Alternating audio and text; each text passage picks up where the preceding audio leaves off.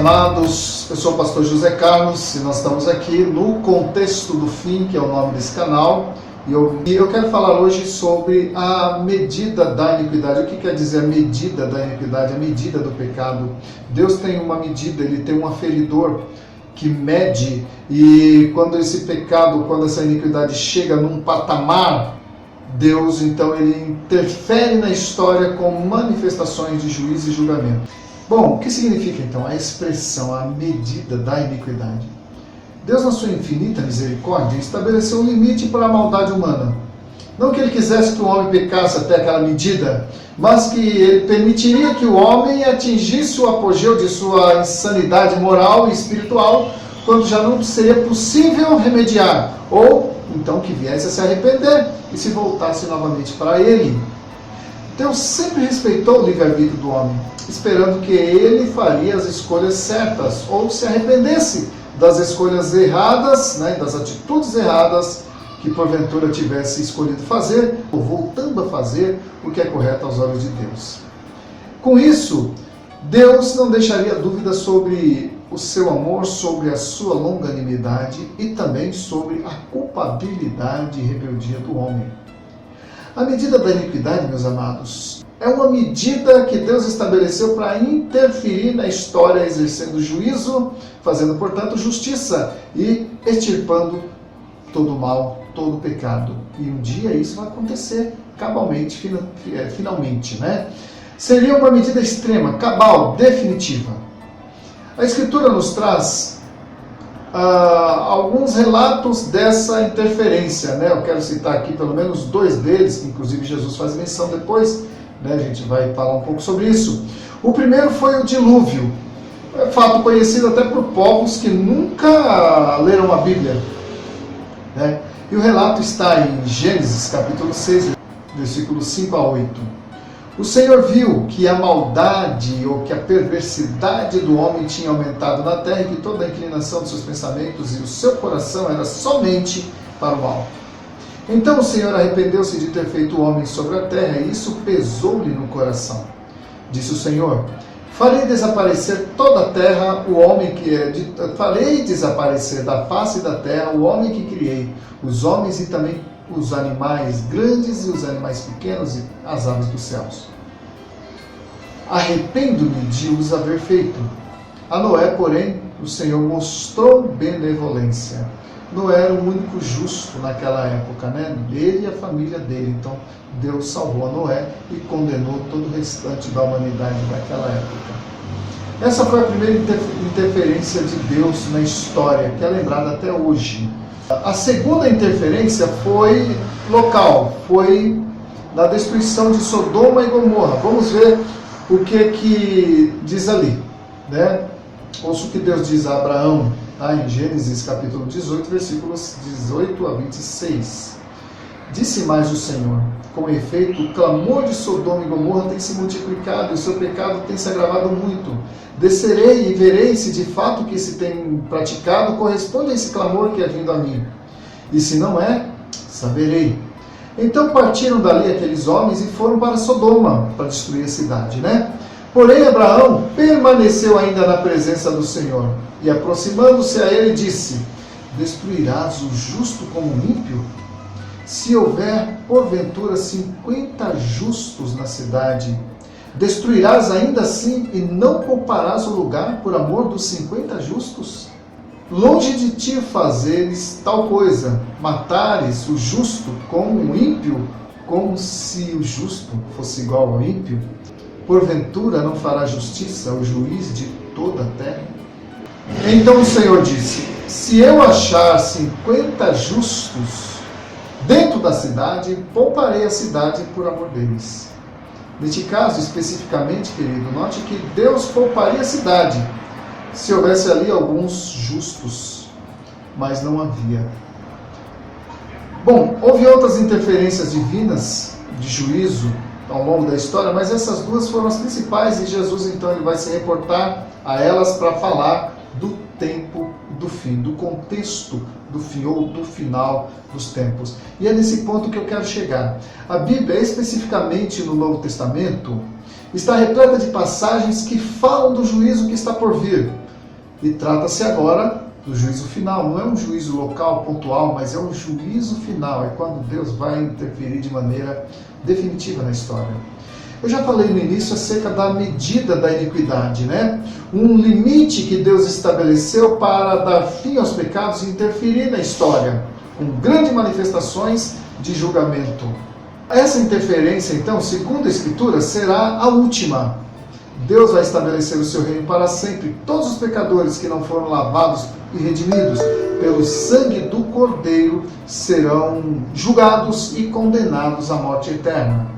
Ouça o que Jesus diz acerca dessas coisas, fazendo menção desses dois casos de interferência de Deus, né, sobre a terra. Primeiro, Jesus diz assim: assim como foi nos dias de Noé, será também nos dias do Filho do Homem. Comiam, bebiam, casavam e davam-se em casamento, até o dia em que Noé entrou na arca e veio o dilúvio e destruiu a todos. O mesmo aconteceu nos dias de Ló. Comiam, bebiam, compravam, vendiam, plantavam e edificavam. No dia em que Ló saiu de Sodoma, choveu fogo e enxofre do céu e destruiu a todos. Assim será também no dia em que o Filho do Homem se manifestar. Esses dois casos citados por Jesus têm um detalhe interessante, ouça. O que ocasionou o dilúvio foi a violência e a maldade que saíra fora do controle do homem. Ou seja, a cultura da violência já estava estabelecida de forma que não tinha como retroagir. Deus teve que interferir. No caso de Sodoma e Gomorra foi a imoralidade, a homossexualidade, homossexualismo, seja lá o termo que você queira definir isso, a pedofilia, a zoofilia, a bestia, que é a bestialidade, né? E tantos outros pecados relacionados ao sexo, à sexualidade, então atraíram a ira de Deus, porque isso também havia se tornado cultura no meio daquele povo. Parece que nós estamos vivendo algo parecido aqui no nosso tempo, né? Bom, nos dois casos, então, Deus salvou alguns por terem um comportamento diferente da maioria. Olha só, amados, Deus destruiu a maioria e salvou a minoria, e uma minoria bem inexpressiva mesmo, né? Muito poucos. No primeiro foi apenas uma família, Deus destruiu o mundo todo, salvou apenas uma família. E nesse segundo episódio, Deus destruiu a cidade toda, salvou apenas 3 pessoas, Ló e as suas 2 filhas. A mulher dele não quis ser salva. Então, amados, nós vemos que a maioria está sendo pervertida, está no caminho da perversão. Mas Jesus Cristo, ele diz, né, que o caminho que conduz à vida é estreito, e são poucos os que acertam com ele. Mas vamos lá. A medida da iniquidade, ela se verifica quando o pecado passa a ser a regra, quando passa a ser incentivado pelas instituições e vira cultura, vira um modismo, vira regra na sociedade. Quando não há mais distinção entre o que é certo e o que é errado, entre o que é santo e o que é profano, quando o pecado passa a ter o respaldo da lei, como no caso, casamento de pessoas do mesmo sexo, aborto, pornografia, vícios e tantas outras coisas que parecem ou são aceitas na sociedade como aquela expressão, o politicamente correto, mas que é biblicamente incorreto e atrai a ira de Deus, né? E aí, querido, a quem você vai seguir? Você vai seguir a maioria ou você vai seguir a minoria? Sócrates já dizia isso. Olha que Sócrates nem era cristão, aliás, ele viveu na época antes de Cristo, né? Ele dizia assim: quando todos estão pensando a mesma coisa, é porque boa coisa não estão pensando. Coisa, né? Mas vamos lá. Então, amados, a medida da iniquidade é o ponto final da história. Sabe quando a doença já se alastrou no corpo todo, de modo que não há mais nada que o médico possa fazer?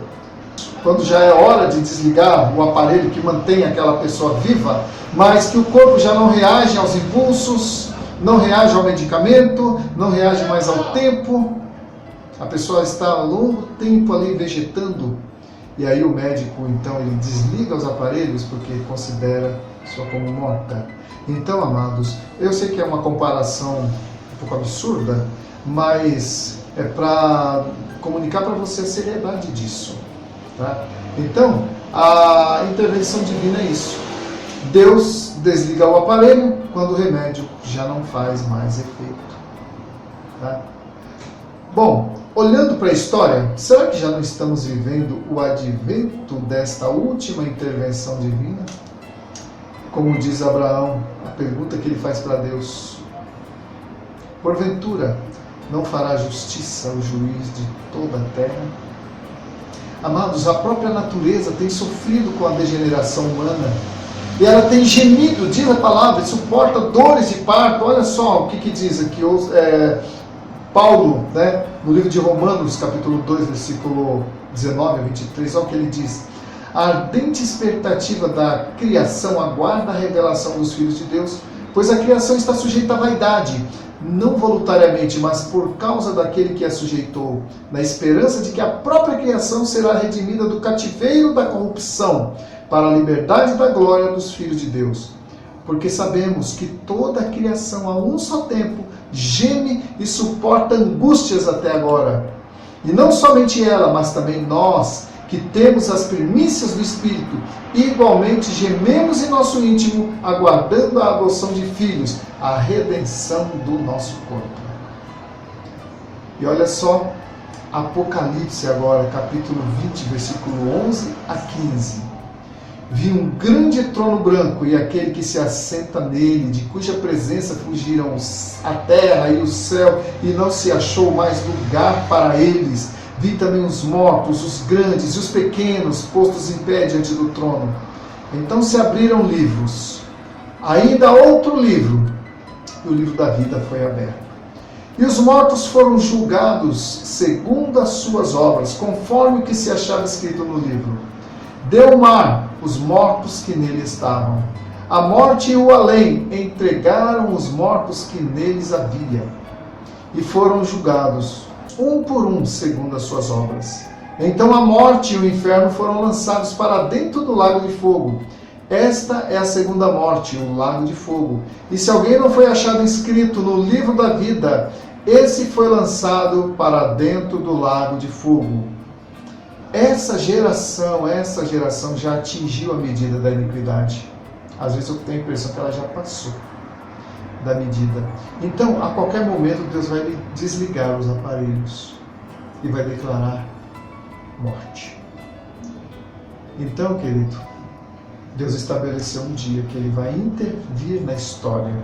E esse dia está próximo, está chegando. Tá? Compartilhe esse vídeo, se você foi edificado, é claro, compartilhe, se inscreva nesse canal que a gente vai estar sempre trazendo a reflexão sobre o final dos tempos e sobre temas também da atualidade, tá? Que Deus te abençoe e que você possa refletir bastante sobre isso que acabou de ouvir. Um abraço.